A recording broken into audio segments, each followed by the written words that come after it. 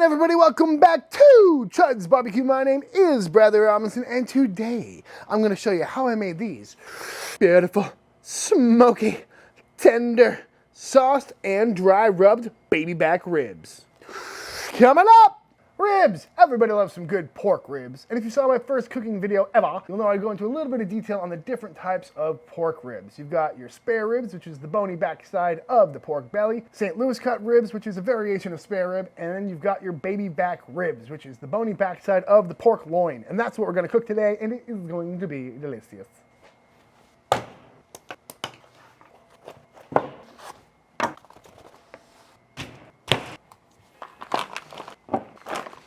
These are baby back ribs, aka loin back ribs, and just like it sounds like, they're located closer to the spine, right behind the pork loin, so it's got much leaner meat and much smaller bones in their spare rib counterparts. When you're shopping for these, I really like to try and find ones that have straight bones. It's just going to help cutting down the line. But just like a St. Louis cut or a beef rib or something, there's not much butchery required, so this is a really good beginner cut. All I'm really going to do is look for anything that's hanging off, any flaps like that. Just trim it up, make it look as pretty as possible. Sometimes there's these little flappies on the back here. Just take care of those. But because I'm cooking on a high convection offset smoker, I'm not too worried about the membrane. Some people like to take them off, but on my cooker they crisp up real nice and are never an issue for me. I'm also going to take this part down a little bit. These are ready to get rubbed down and hit the smoker. Because this is loin meat and they're much leaner than spare ribs, they are also lacking in a bit of flavor, which is a great opportunity to employ some more complex rubs. Your favorite barbecue rub is great. So today I'm going to hit one of these with classic Chud rub. I'm going to keep it kind of a dry rub, Memphis style, and on the other one we're going to go straight salt and pepper barbecue sauce, more of a Texas style, and we're going to see which one we like better.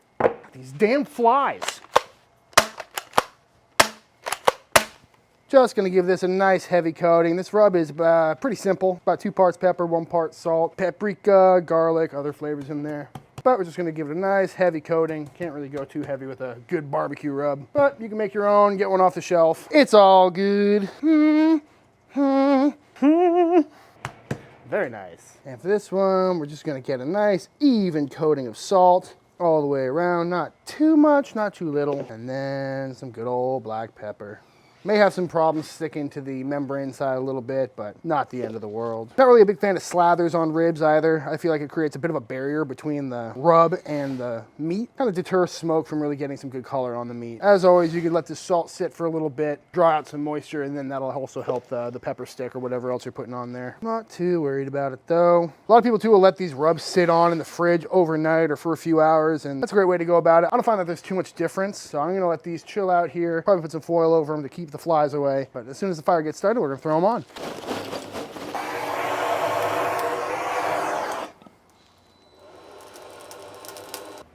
There's a snake in my boot. There's a snake in my boot. Burn, baby, burn. All right, fire is up to temp. These ribbies are looking real nice. The rub has dissolved on there nicely, not going anywhere. So we're gonna throw them on this here pot. Ooh, a little smoky there, bud. On the pit they go. And when you're putting these on, you wanna make sure you put them on nice and straight. Again, just to keep the bones straight, so it's a little bit easier to slice down the road once they're cooked up. We're gonna cook these right around 300 degrees for a few hours, and we'll check back in.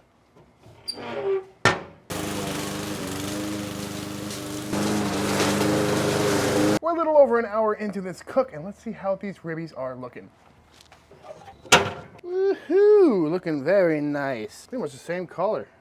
This is the salt and pepper rib. As you can see, it's got a really nice red color to it from all the smoke. Definitely getting some good smoky penetration. Back here, we've got the Chud rub on here, and you can tell that the bark is really set on both of these. And that's really what I'm looking for. But I think it's about time to give these bad boys a flip. My basic philosophy with cooking ribs like this is to wait until the seasoning is really on there. It's not gonna brush off. It's set on really nice. And that's because as soon as possible, I wanna be able to flip these to start cooking the underside a little bit more. And the reason I don't just start them out bone side up is because then the presentation side, the bark would get all smudged on the grate itself. Some of the seasoning may fall or drip off. So basically put them on bone side down, let the rub set, flip it. We're gonna let this cook for for another hour or so, so then we can flip it back over and start applying our sauces or spritzes or whatever we're gonna do.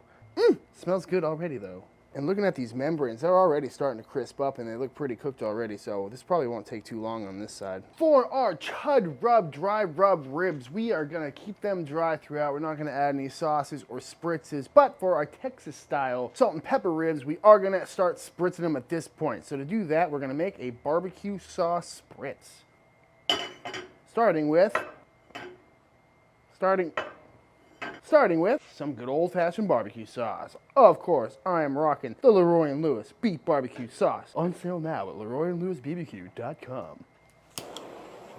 Simply just gonna add some barbecue sauce to this pot here. Then I'm gonna add in just enough water to thin it out to make it pourable. And by pourable, I mean spritzable. Very nice. We're not trying to cook it too much. You don't want to melt the spray bottle, but it's always nice having a warm spray. Now we're going to send it through this mesh strainer here, and that's strictly because the Leroy & Lewis sauce is full of black pepper. And I'm going to pull that out because one, we've already got plenty on the ribs, and two, it'll clog up the spritz bottle. So pulling that out will make your life a whole lot easier. Boop, boop. In it goes.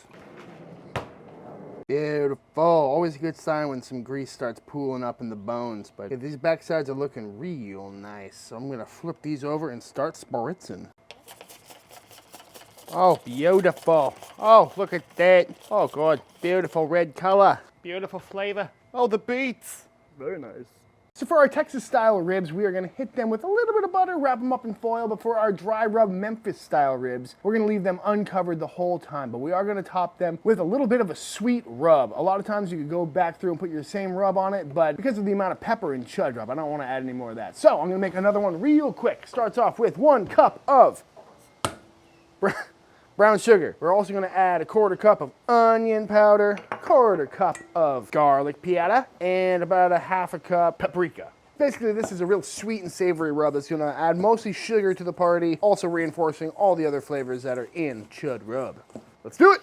Ooh, smoky. Ow, that was hot.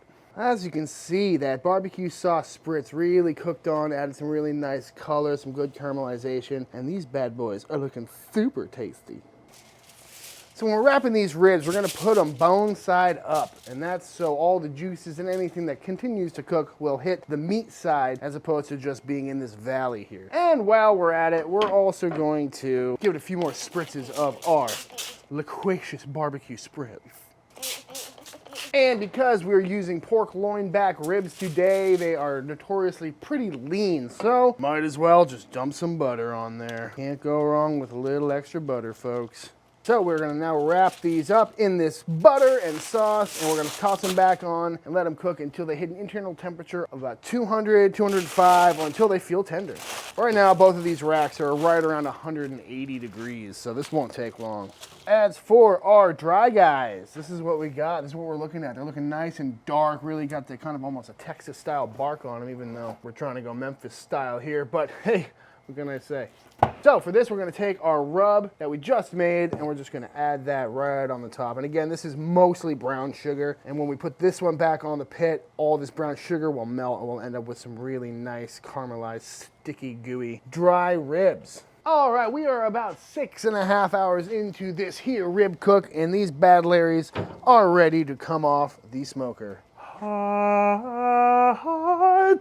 Woo! These are registering internal about 200 degrees, and that's exactly what we're looking for. Nice and tender all the way through 204 degrees. Very nice. All right, we're gonna let these rest for a good long while. This is a really good key for baby back ribs because the meat is so lean. The longer the rest, the better the bite is going to be. So I will see y'all in a little bit.